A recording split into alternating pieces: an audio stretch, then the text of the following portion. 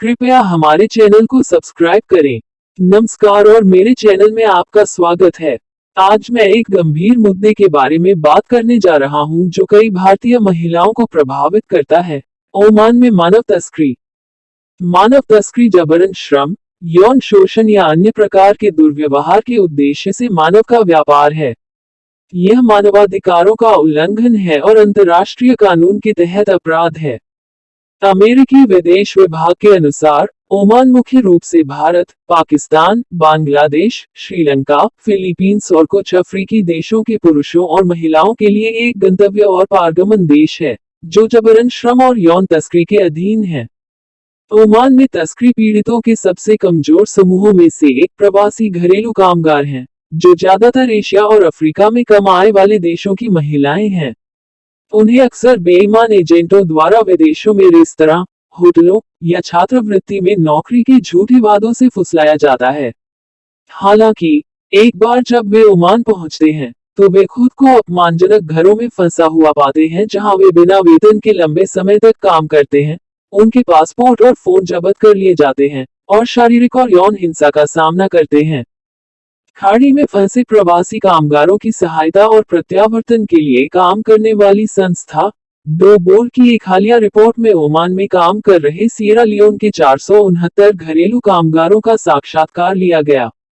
यह पाया गया कि उनमें से एक को छोड़कर सभी जबरन श्रम और मानव तस्करी के शिकार थे।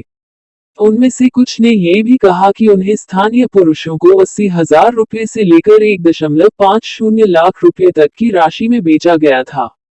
ओमान में तस्करी कर लाई गई भारतीय महिलाओं की स्थिति समान है।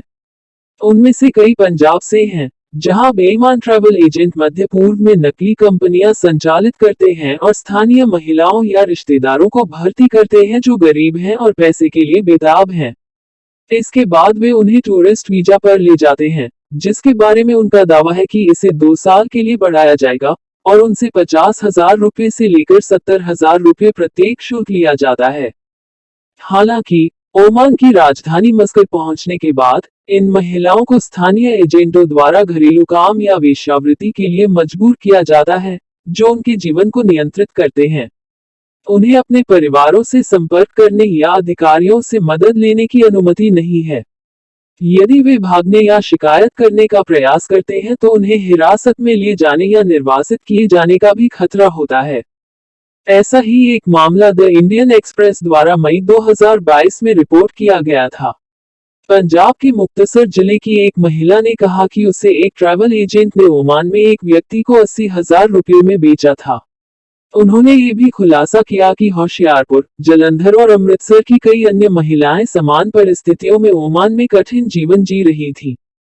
भारत सरकार मस्कट में अपने दूतावास के माध्यम से पीड़ितों को सहायता और प्रत्यावर्तन प्रदान करके इस मुद्दे को हल करने का प्रयास कर रही है।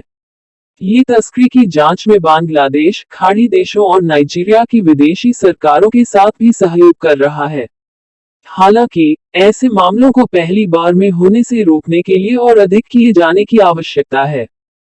सरकार को मजबूर श्रम और यौन तस्करी के अपराधों की जांच करने, मुकदमा चलाने और तस्करों को दोषी ठहराने के अपने प्रयासों को बढ़ाना चाहिए। इसे श्रम कानूनों की सुरक्षा का भी विस्तार करना चाहिए और घरेलू कामगारों के लिए कानूनी अधिकारों को लागू करना चाहिए। इससे कमजोर आबादी के बीच तस्करी पीड़ितों की सक्रिय रूप से पहचान करने और देखभाल के लिए संदर्भित करने के लिए औपचारिक प्रक्रियाओं को अंतिम रूप देना और लागू करना चाहिए। इसे प्रायोजन आधारित रोजगार प्रणाली में हाल के सुधारों के प्रभावी कार्यान्वयन को भी सुनिश्चित करना चाहिए, जो प्रवासी श्रमिकों को उनके अनुबंधों को पूरा करने या समाप्त करने पर नियोक्ता की सहमति के बिना नौकरी बदलने की अनुमति देता है।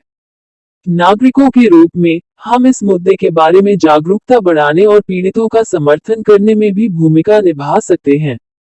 हम इस मुद्दे पर काम कर रहे अधिकारियों या गैर सरकारी संगठनों को किसी भी संदिग्ध गतिविधियों या तस्करी के मामलों की रिपोर्ट कर सकते हैं। हम खुद को और दूसरों को मानव तस्करी के जोखिमों और वास्तविकताओं के बारे में शिक्षित कर सकते हैं और इसके शिकार होने से कैसे बचा जा सकता है। मानव तस्करी एक गंभीर अन्याय है जो दुनिया भर में लाखों लोगों को प्रभावित करता है। हमें इसके प्रति चुप या उदासीन नहीं रहना चाहिए। इसे खत्म करने के लिए हमें मिलकर काम करना होगा। इस वीडियो को देखने के लिए धन्यवाद। अगर आपको ये पसंद आया है तो कृपया इसे अंगूठा दें और इसे अपने दोस्तों के साथ साझा करें। साथ ही सामाजिक मुद्दों पर अधिक वीडियो के लिए मेरे चैनल को सब्सक्राइब करें। आपसे अगली बार मिलेंगे। मेरे चैनल के अधिक वीडियो के लिए कृपया डिस्क्रिप्शन में देखें।